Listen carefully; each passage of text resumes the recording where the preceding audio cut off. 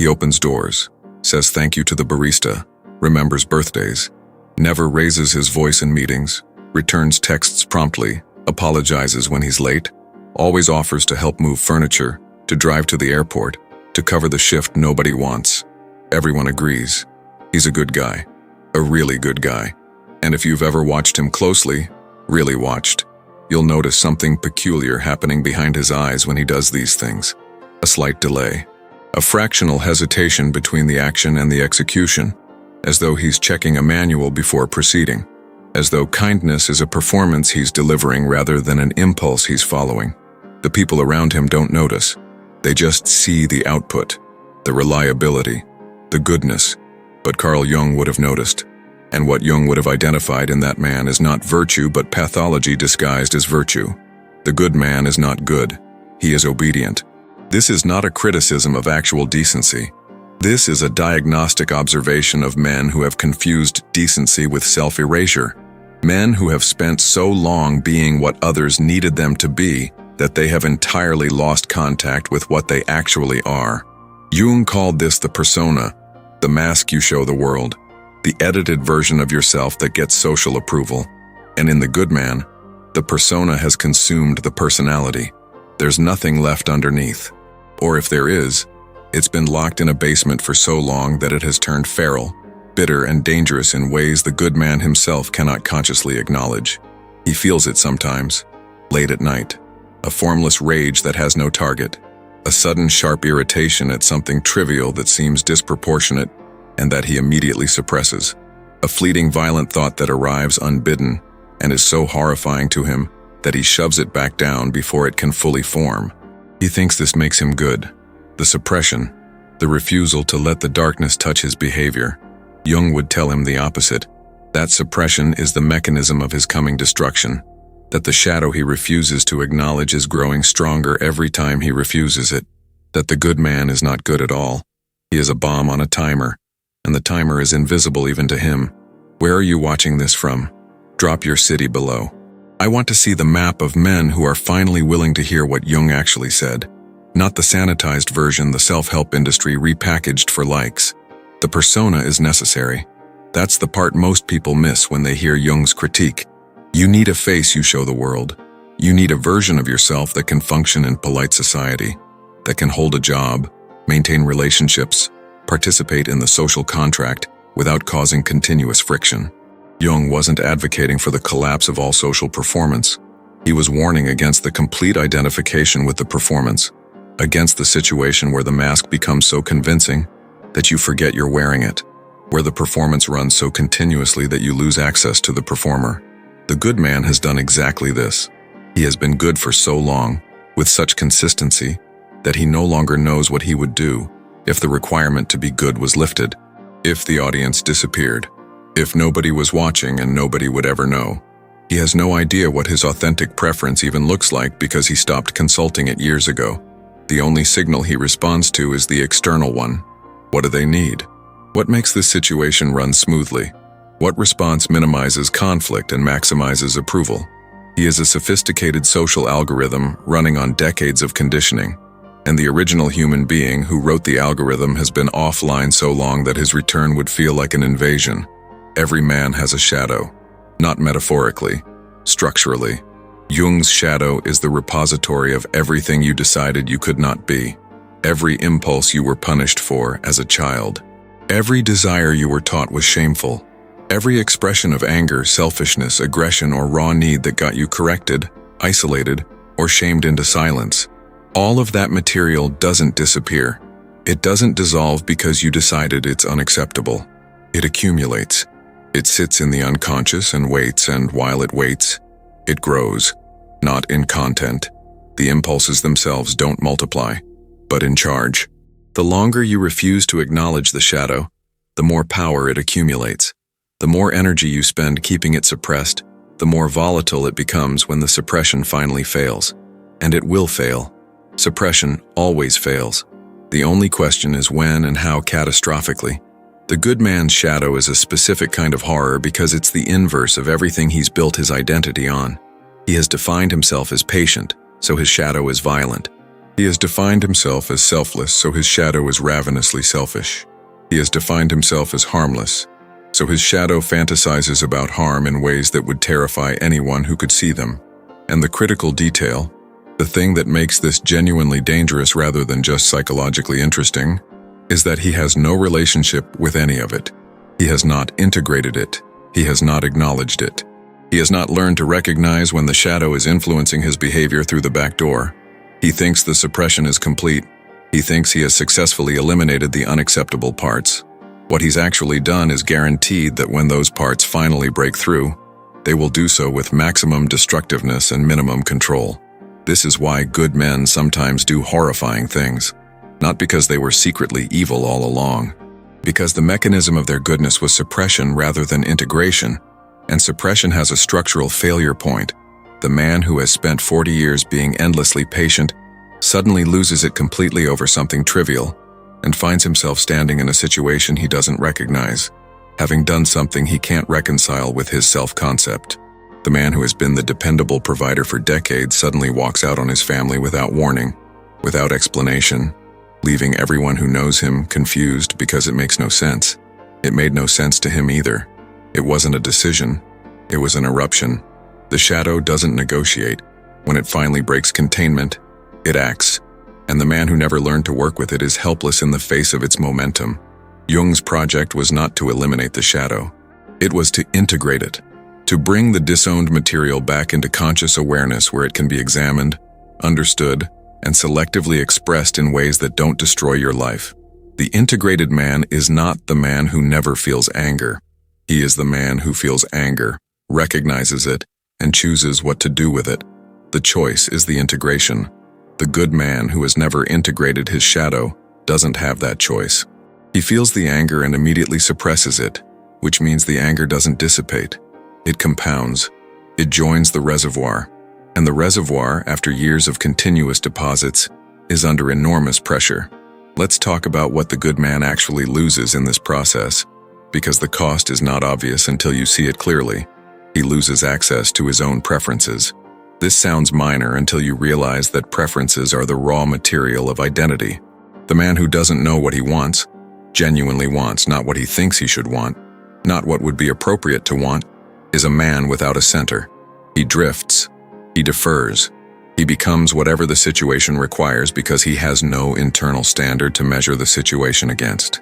He is infinitely flexible, which sounds like a strength until you realize that flexibility without core is just malleability. He can be shaped by anyone who applies sufficient pressure, and because he has spent his entire life being shaped by the preferences of others, he doesn't even recognize when it's happening. He loses his capacity for authentic connection. The man who is always performing goodness never lets anyone meet the actual person. Every interaction is mediated through the persona. Every conversation is managed. Every emotional response is filtered and edited before it reaches the surface. The people in his life think they know him, but what they actually know is the performance. They know the reliable guy, the helpful guy, the guy who never causes problems. They don't know the man underneath because the man underneath has been exiled so long that even he doesn't know him.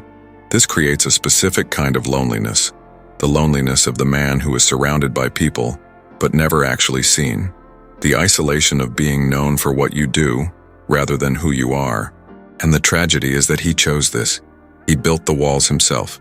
He trained everyone around him to expect the performance and to withdraw warmth when the performance falters. He has constructed a life where authenticity would be punished, and he did it in the name of being good. He loses the capacity to protect himself. The man who cannot access his aggression, who has pathologized his own capacity for self-defense, is defenseless. Not physically necessarily, though often that too. Psychologically, professionally, relationally, he cannot say no with force. He cannot establish boundaries that hold under pressure. He cannot push back when pushback is required, because pushing back feels bad, and the good man has organized his entire life around not feeling bad and not making others feel bad. This makes him a target, not consciously. Most people are not predators, but there are some who are, and they can identify the good man instantly. They can sense the absence of self-protection. They know that if they apply pressure, he will fold, and he will apologize for making them apply the pressure. He will absorb the cost. He will take the blame. He will do anything to resolve the tension except the one thing that would actually resolve it, enforcing a boundary with consequences. And finally, he loses vitality, the specific aliveness that comes from being in contact with the full range of your own nature. The good man is tired in a way he can't explain, exhausted at a level that sleep doesn't fix. He is running a continuous background process that requires enormous energy, the monitoring and suppression of every impulse that might threaten his goodness. This process never stops. Even when he's alone, even when he's off duty, the monitoring continues because the persona is no longer something he puts on in the morning. It is something he has become, and the cost of maintaining it is the majority of his available life force.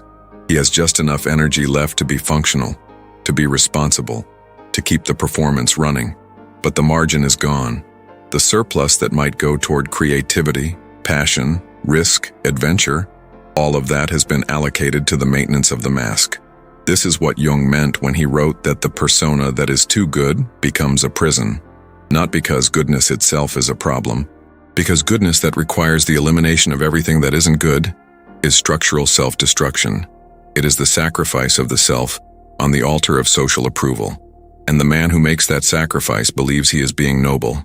He believes he is doing the right thing. He has been told his entire life that this is what it means to be a good man.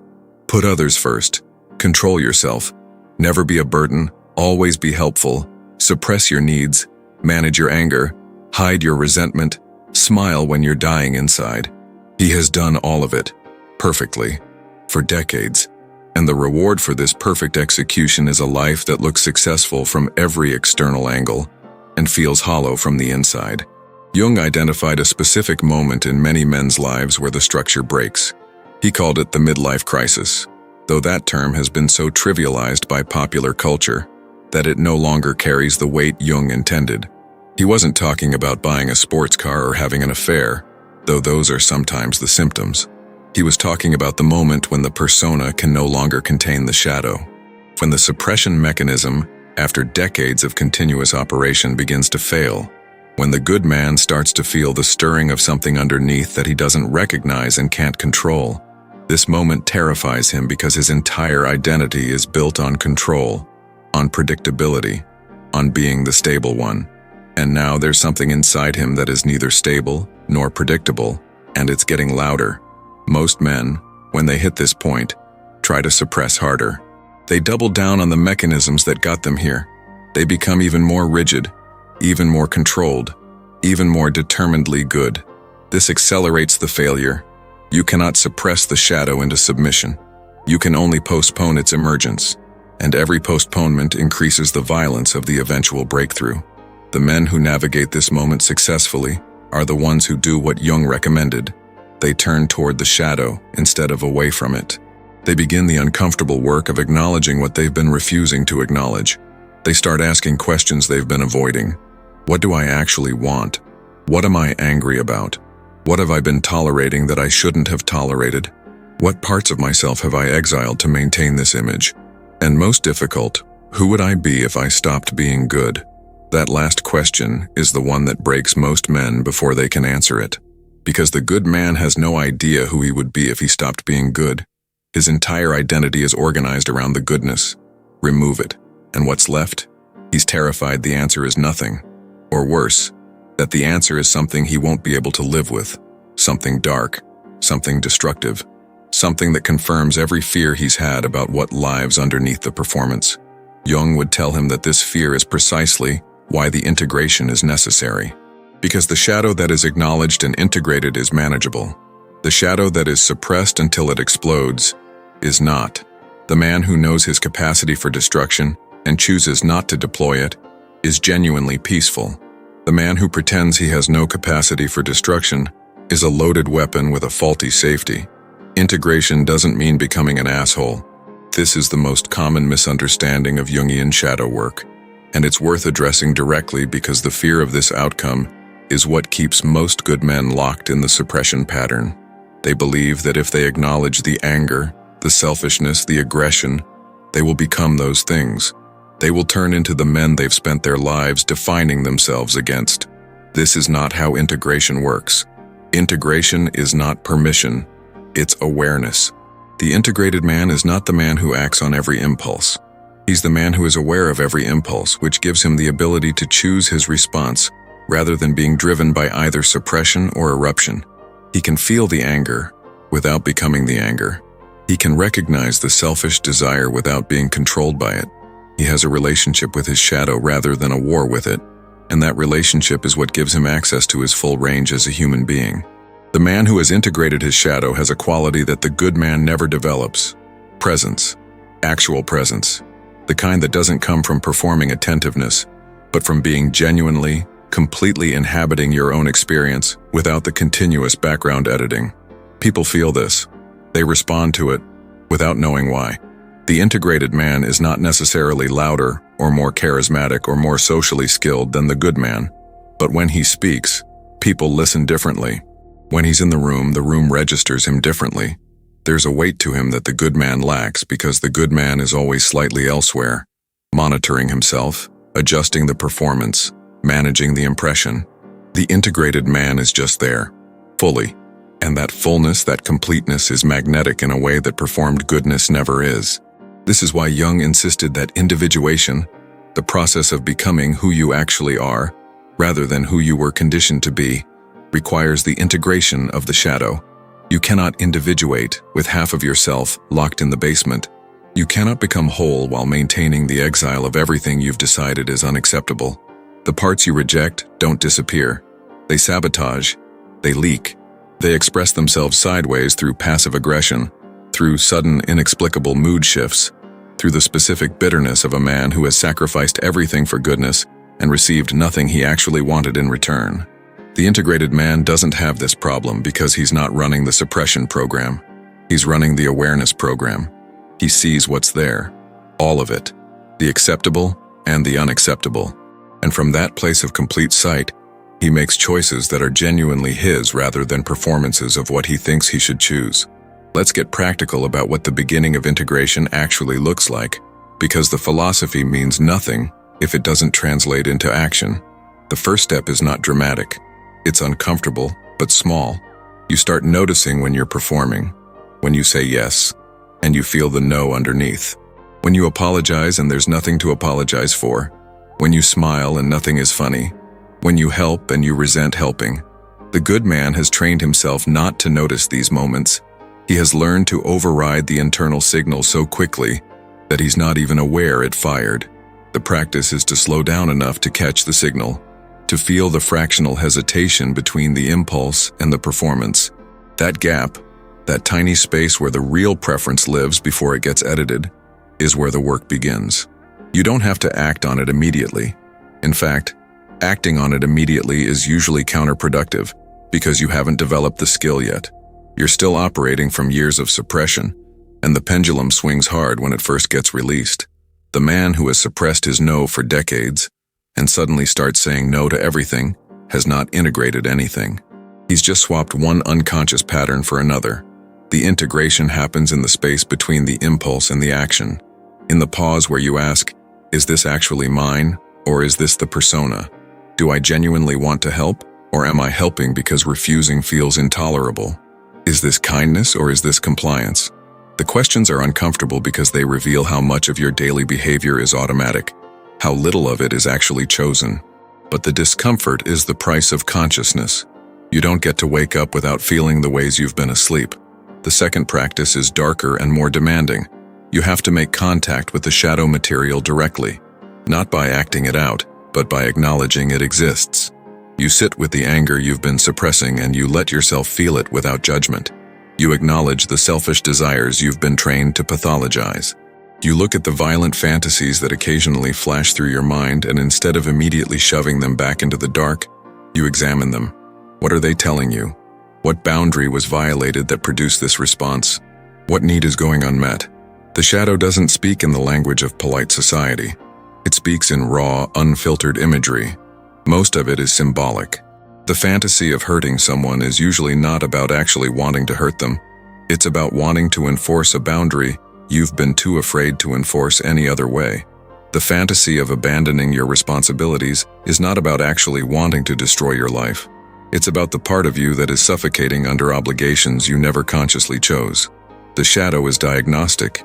It's telling you where the persona has become too tight, where the performance is costing too much, where the real you is trying to break through.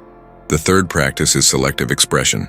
Once you've made contact with the shadow, once you've started to understand what it's communicating, you begin experimenting with letting it influence your behavior in controlled ways. You say no to something you would have automatically said yes to. You express a preference you would have normally hidden. You allow yourself to feel annoyed and let the annoyance show instead of smiling through it. These are small acts, but they're structurally significant because they begin to renegotiate the relationship between your inner experience and your outer expression. They create a feedback loop where the part of you that has been exiled starts to realize it's being heard. This reduces the pressure. The shadow doesn't need to explode if it knows it has access. The violence of the eruption is proportional to the length of the suppression. The man who allows small expressions of his shadow continuously doesn't accumulate the pressure that produces the catastrophic break. The resistance you will encounter in this process is significant and comes from two directions simultaneously. Internal resistance from the part of you that has identified with being good and perceives any deviation from goodness as existential threat. This part will generate anxiety, guilt, shame every time you deviate from the performance. It will tell you that you're becoming a bad person, that you're selfish, that you're losing yourself. This voice is loud and convincing because it has been running your life for decades. You have to recognize it as the voice of the persona defending itself, not the voice of your actual values. The persona wants to survive, and it survives by convincing you that you are the persona, that without it, you're nothing. This is the lie that keeps most men trapped. The second source of resistance is external. The people in your life who have benefited from your goodness will not appreciate the change. They liked the version of you that always said yes, that never caused friction, that absorbed their needs without complaint. When you start setting boundaries, when you start expressing preferences, when you start being less accommodating, they will experience this as a loss. Some will express it directly. Some will withdraw. Some will attempt to pull you back into the old pattern through guilt, through expressions of hurt, through the implication that you've changed and not for the better. This is the most difficult part of the integration process because it requires you to tolerate the disapproval of people you care about. The good man has organized his entire life around avoiding disapproval. Continuing the integration in the face of it feels like betrayal. But the alternative is betraying yourself permanently, and that cost is higher. Jung was clear about the end point of this work. Individuation is not a destination. It's not a state you achieve and then maintain.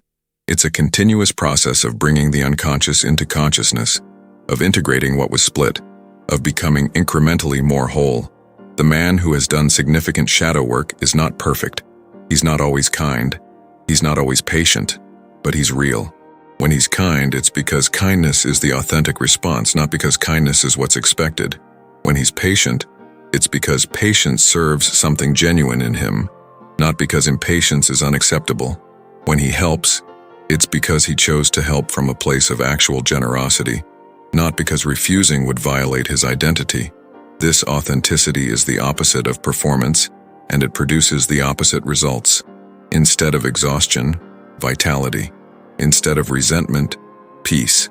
Instead of the sense that you're living someone else's life, the recognition that you're living your own. The good man who is reading this right now is feeling something he can't quite name. It's not quite discomfort. It's not quite recognition. It's the specific, unsettled feeling of a man who has just been shown a mechanism he's been operating inside without knowing it existed. That feeling is the beginning, not the insight, not the understanding. The willingness to sit with the discomfort instead of immediately suppressing it, to let it show you something instead of making it go away. That willingness is the first crack in the persona, the first moment when the real you gets a glimpse of daylight.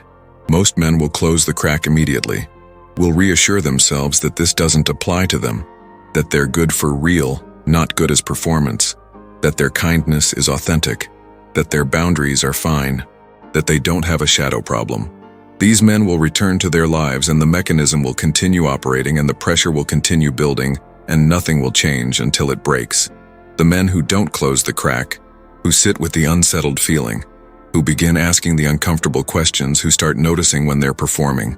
These men have just stepped onto a path that is harder than the one they've been on, but that actually goes somewhere.